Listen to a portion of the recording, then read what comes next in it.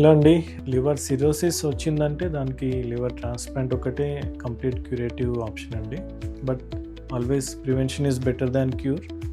So రెగ్యులర్గా health checkups చేసుకోవడం, ఎర్లీగా డిటెక్ట్ చేసుకోవడం లివర్ గురించి, అండ్ ఏమైనా risk factors like alcohol habit ఉంటే దాన్ని కంప్లీట్గా ఆపేయడం, unhealthy food habits, sedentary lifestyle ఉంటే ఫుడ్ హ్యాబిట్స్ చేంజ్ చేసుకోవడం, ప్రోటీన్ డైట్ ఎక్కువగా, ఫ్యాట్ అండ్ కార్బోహైడ్రేట్ డైట్ తక్కువగా తీసుకోవడం, రెగ్యులర్గా యాక్టివిటీస్ కానీ ఎనీ గేమ్స్ కానీ స్పోర్ట్స్ కానీ డైలీ అట్లీస్ట్ ఒక 1 hour morning or half an hour and night half an hour అట్లాగా చేసుకుంటూ ఉంటే we can prevent this cirrhosis.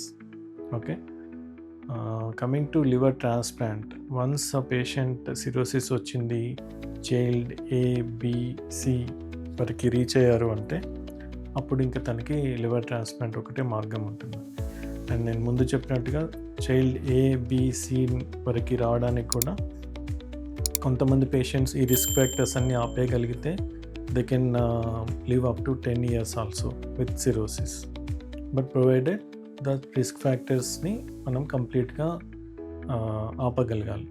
So alcohol habit ఉన్న వాళ్ళు కానీ, నేను ముందు చెప్పినట్టుగా ఫ్యాటీ లివర్ ఉన్న వాళ్ళు కానీ, నేను చెప్పినట్టుగా ప్రివెన్షన్ చేస్తే సిరోసిస్ వచ్చాక కూడా చైల్డ్ A నుంచి BC రావడానికి 10 years వరకు మెయింటైన్ చేసుకోవచ్చు. But once child C cirrhosis వచ్చింది and with lab parameters will calculate MELD score also.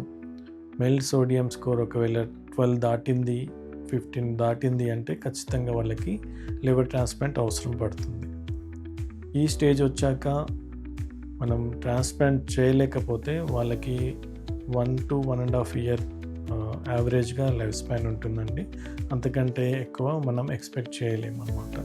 And with this ఈ టైంలో కూడా వాళ్ళు వేరియస్ టైప్స్ ఆఫ్ డీకంపెన్సేషన్స్ అంటే లివర్ ఇంకా 80% డ్యామేజ్ అయిపోయాక సిమ్టమ్స్ త్రో చేయడం స్టార్ట్ చేస్తుంది.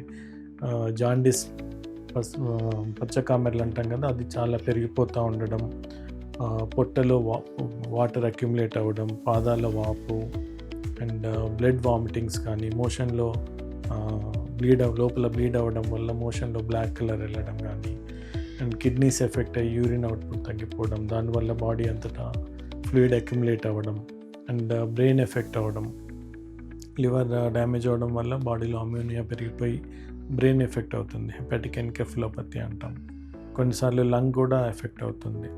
సో ఇవన్నీ పార్ట్ ఆఫ్ లివర్ డీకంపెన్సేషన్స్ అన్నమాట. ఈ డీకంపెన్సేషన్స్ నేను చెప్పిన లైఫ్ స్పాన్, రిమైనింగ్ లైఫ్ స్పాన్లో కూడా ఏదో ఒక డీకంపెన్సేషన్ వల్ల ఫ్రీక్వెంట్గా అడ్మిషన్స్ అవసరం పడడం, ఐసీయూలో అడ్మిషన్ అవసరం పడడం, ఇలా జరుగుతూ ఉంటుందన్నమాట. If you found this video useful, like, comment, and subscribe for more health updates.